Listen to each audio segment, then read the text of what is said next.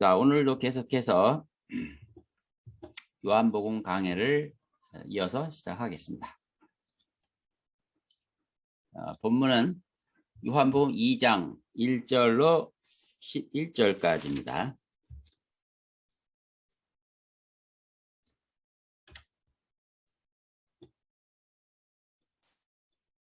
요한복음 2장 1절로부터 11절까지 제가 읽겠습니다.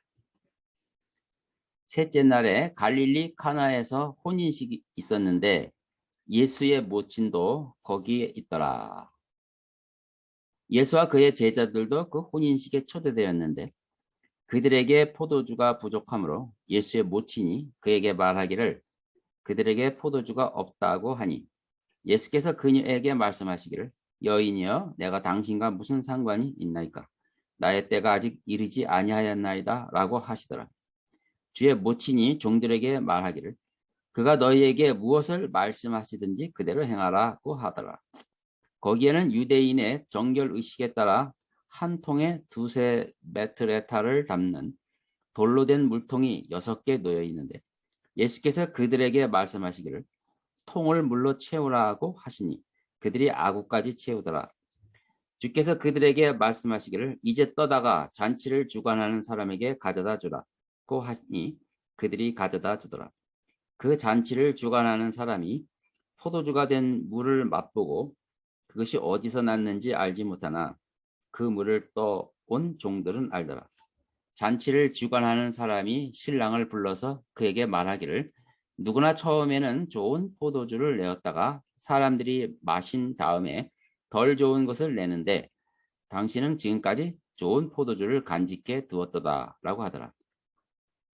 예수께서 기적들 가운데 이 처음 기적을 갈릴리 카나에서 행하시고 자기의 영광을 나타내시니 그의 제자들이 그를 믿더라. 아멘. 하나님의 영광이라는 제목으로 말씀을 전하겠습니다. 처음 가나 혼식 사건을 요약을 하면 이렇습니다. 예수와 그의 제자들이 초대되었고요. 거기에 주의 모친도 이미 있었다고 나옵니다.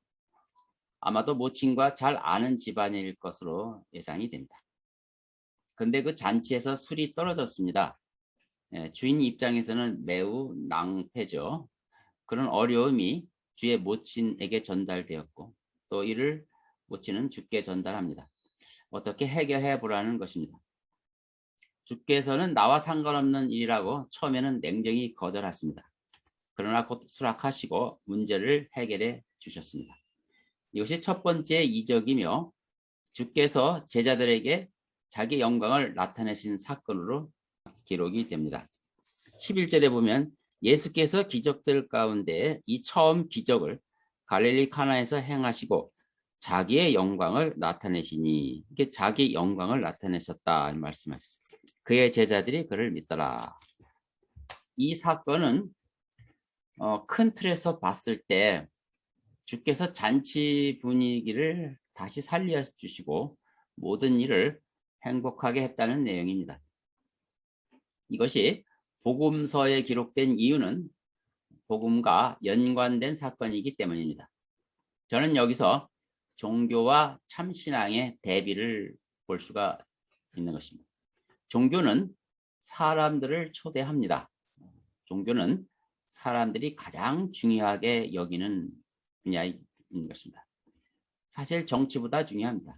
정치를 위해서 순교하는 사람은 거의 없어도 종교를 위해서는 순교자가 많이 있습니다. 그런데 기대만큼 종교는 사람들에게 참된 즐거움을 주지는 못합니다. 소문난 잔치에 먹을 것이 없다는 말과 같은 거죠. 포도주가 없는 잔치집은 곧 거짓 종교의 실체입니다. 여기서 벗어나 우리 가운데 거하시는 하나님의 영광을 볼 수 있는 여러분은 축복된 사람들입니다. 자, 하나님의 영광에 대해서 말씀을 드리겠습니다. 인간은 늘 참된 삶을 갈구하는 존재입니다. 마치 목마른 사슴이 시냇물을 찾아 헤매는 것과 같습니다. 그래서 종교는 그들을 초대하는 것입니다. 모든 것이 잘 갖춰져 있고 주는 이와 받는 이가 모두 진지합니다. 그런데 가장 있어야 할 것이 늘 빠져 있습니다. 참된 기쁨, 참된 안식이 없는 것입니다. 왜 잔치를 마치면 허전할까요? 무대가 끝난 후 왜 큰 고독이 밀려올까? 그리고 왜 사는 것이 재미가 없을까? 이런 모든 의문들은 근본적인 물음인데 본문의 내용은 그에 대한 답을 주는 것입니다.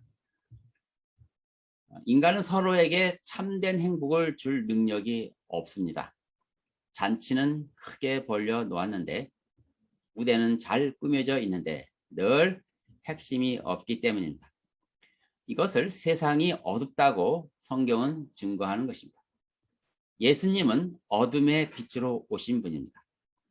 하나님의 빛을 성경은 하나님의 영광이라고 표현하는데 히브리어로는 셰키나입니다. 히브리어로 셰키나라고 하죠.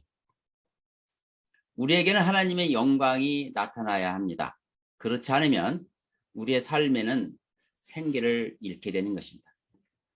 영화에서 화려한 장면을 연출하기 위해서 많은 돈을 들입니다.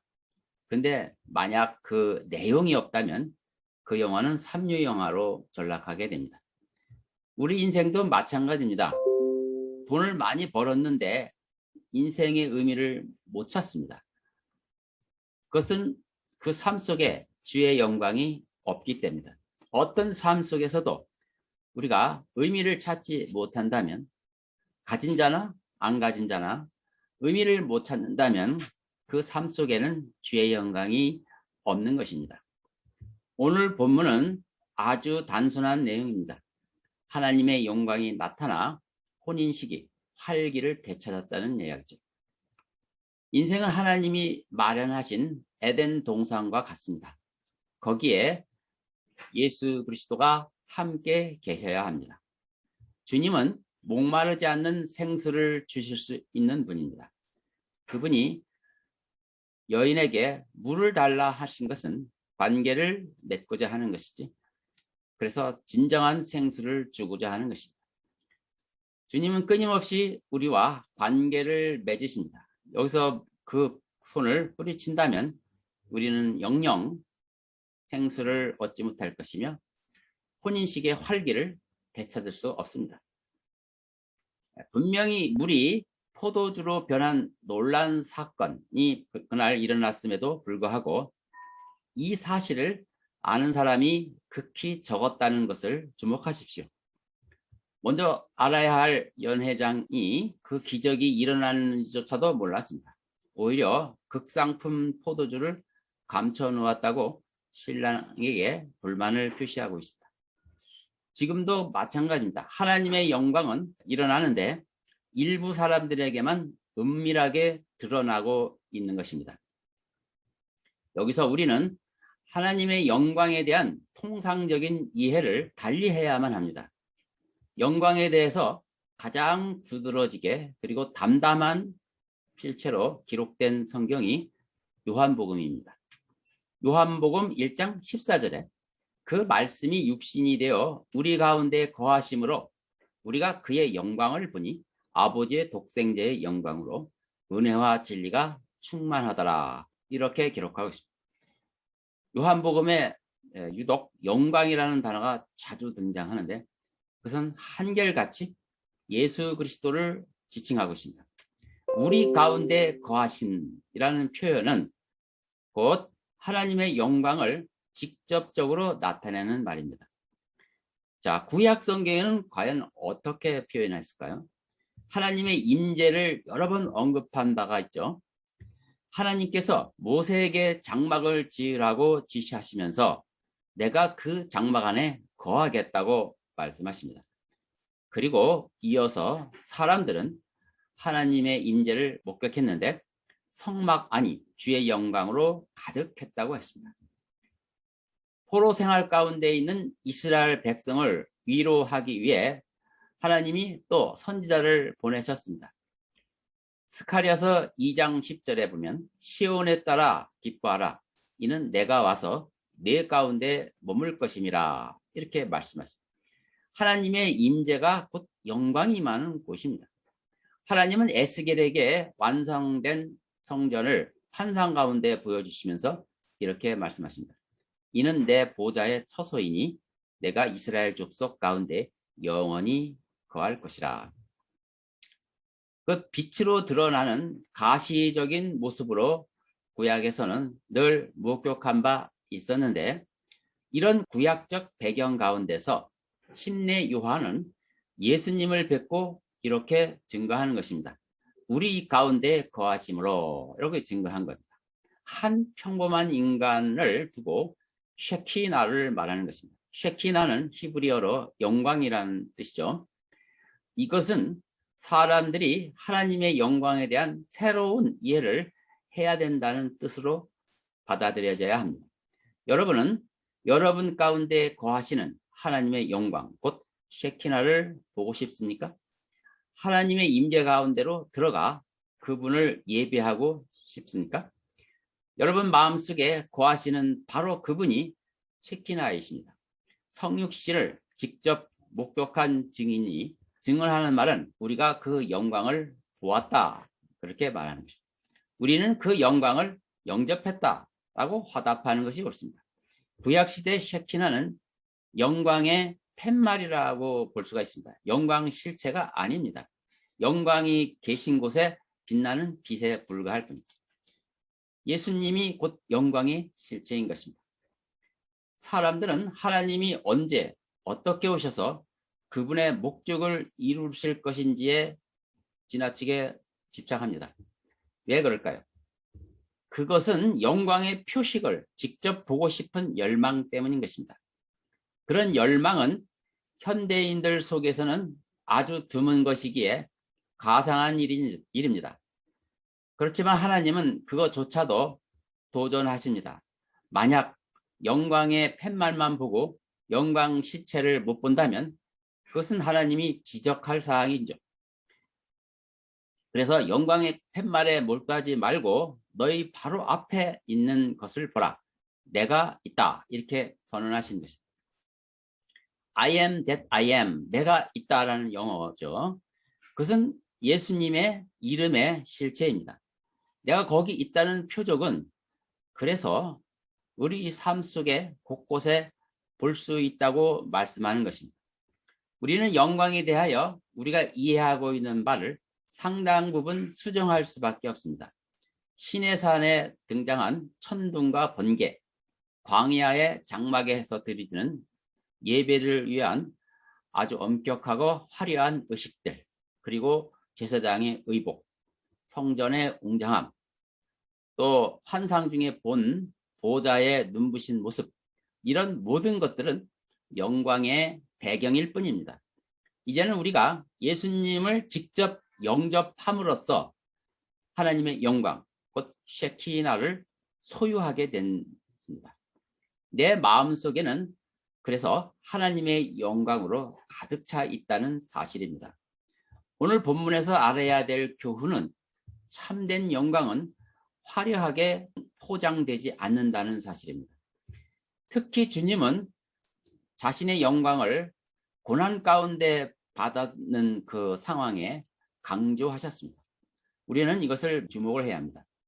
요한복음 12장 23절에 그런 얘기 나오죠. 한번 찾아볼까요? 요한복음 12장 23절. 예수께서 그들에게 대답하여 말씀하시기를 인자가 영광 받을 시간이 왔도다. 24절. 진실로 진실로 내가 너희에게 말하노니 한 알의 밀이 땅에 떨어져 죽지 아니하면 한 알 그대로 남아 있지만 죽으면 많은 열매를 맺느니라.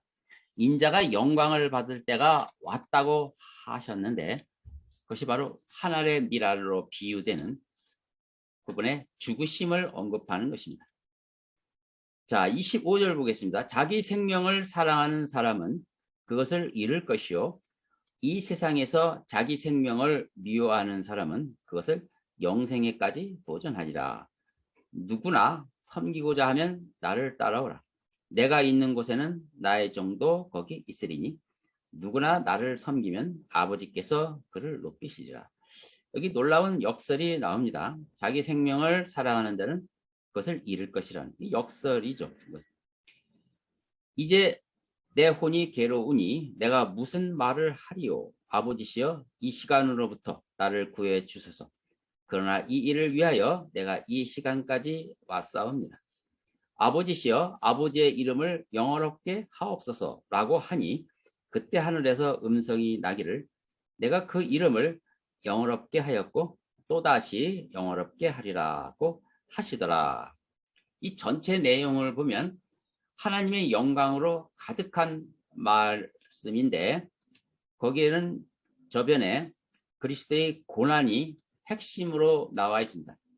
하늘의 미랄로 자신을 비유하신 예수님께서 자신의 죽음을 하나님께서 영광 받으시는 것으로 말씀하는 것입니다.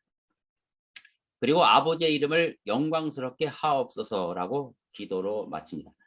이 말씀을 우리는 마음속으로 받아들여야 합니다. 처음부터 우리가 생각하는 그 셰키나는 성경과는 매우 거리가 있음을 알죠. 그래서 다르게 배워야 합니다. 그래서 우리는 표적주의에 우선 빠지지 말고 거기서 벗어나야 될 것입니다. 본문의 사건은 놀라운 이적이지만 사람들이 알지 못했다는 것이 가장 큰 특징입니다. 예수님이 큰 물 항아리에 물을 가득 채우라고 하셨을 때 심군들은 묵묵히 따랐습니다. 그리고 그 물을 연회장에게 주라고 명령했을 때는 아마도 적지 않이 당황했을 것입니다. 이것은 곧 장치를 망치게 하려는 처사와는 밖에는 보이지 않는 것입니다. 그러나 시키려는 대로 할 수밖에 없죠. 그들은. 연회장이 문제인데 이미 포도주가 떨어진 거 잘 아는 자가 이렇게 뭔가를 잔뜩 가져왔으니 당연히 검사를 하겠죠. 잔에 따라 마셔보니 지금까지 나온 어떤 포도주보다 훌륭한 것이었습니다. 이렇게 은밀히 진행되는 이적에 대해서 누가 그것을 세세히 알겠습니까? 핵심은 바로 예수님의 이 중요한 영광을 드러내는 이 사건은 은밀히 진행되었다는 사실에 주목하시기 바랍니다. 예수님과 그의 제자들 그리고 모친과 연관된 몇몇 심부름꾼 외에는 아무도 몰랐습니다. 예수님은 자신의 존재를 증명하기 위해 이적을 행하시는 것을 극도로 자제하신다는 사실입니다. 왜 그럴까요? 사람들이 표적에 몰두하는 것을 염려해서입니다. 팻말을 보다가 목적지를 잃어버리는 일이 아주 흔했거든요. 요한복음 1장 14절에 요한은 영광의 실체를 아주 명확하게 합니다. 그 말씀이 육신이 되어 우리 가운데 거하심으로 우리가 그 영광을 보니 아버지의 독생자의 영광으로 은혜와 진리가 충만하더라. 그러므로 요한복음 1장과 요한복음 2장은 내내 성육신의 그 큰 진리를 증거하는 내용들입니다. 그러니까 예수님이 평범한 인간으로 오신 그것이 하나님의 영광의 본체라는 것입니다. 이것을 결코 표적주의나 엉뚱한 생각으로 집착이나 이런 것들로 예수님을 놓쳐서는 안 된다고 말하는 것입니다. 그래서 혼인식의 그 사건은 바로 이 사실을 우리에게 알려주려고 기록해 하신 것입니다. 내용적으로는 너무나 단순한 이야기입니다. 낭패된 잔치집을 예수님이 이렇게 불러일으켜서 사람들을 행복하게 했다는 뜻인데 거기에 진짜 의미는 어떤 경우도 하나님이 없는 곳에는 마치 포도주 없는 잔치집과 같다는 것을 말씀하는 것이며 거기에 하나님이 개입할 때 영광이 드러나는 바로 은밀하게 드러나는 영광 그리고 그것을 목격한 사람들은 극히 일부분이었다. 여기가 이 내용에서 핵심인 것입니다. 그리스도인들은 그런 면에서 너무나 행복한 존재입니다. 사람들을 행복하게 해 주실 수 있는 분, 그 진실한 분이 우리 마음속에 있기 때문입니다. 진짜 영광은 우리 안에 계신 예수님입니다. 예수님은 자신을 이렇게 소개한다. 나는 뭐뭐이다. 즉 하나님의 이름을 직접 거론하시는 것입니다. 헬라어로는 이를 에고 에임이라 하고 영어로는 I am that I am 이라는 말을 쓰는데, 이렇게 표현을 하셨을 때 당시 성경을 잘 아는 종교 지도자들은 그 말 뜻이 무엇인지 금방 알아차렸습니다. 그래서 참남하고 무엄한 말을 한다고 즉각 돌을 들었던 것이 바로 그 증거입니다. 요한복음 8장 58절에 예수께서 그들에게 말씀하시기를 진실로 진실로 내가 너에게 말하노니 아브라함이 나기 전부터 나는 있느니라. 이때 나는 있느니라가 바로 헬라어로는 에고 에이미, 바로 I am that I am 이라는 뜻입니다. 자신이 영원전부터 있는 하나님임을 분명히 증거했고 자신이 영광의 본체임을 말씀하는 것입니다. 하나님의 독생자의 영광은 저와 여러분 안에 이미 임하셨습니다. 이제부터 우리의 시작인 것입니다. 무한한 기회와 가능성이 열려 있습니다. 그리스도인들이 너무 위축되어 있습니다. 어깨를 피시고 이 엄청난 이 은혜에 대해서 활기차게 사수해야 됩니다. 여러분의 처지가 어떻든 사실은 관계가 없는 것입니다. 우리는 너무나 우리의 처한 현실에 집착하는 것 같습니다. 여러분은 하나님의 영광을 드러내는 성전임을 잊지 마십시오.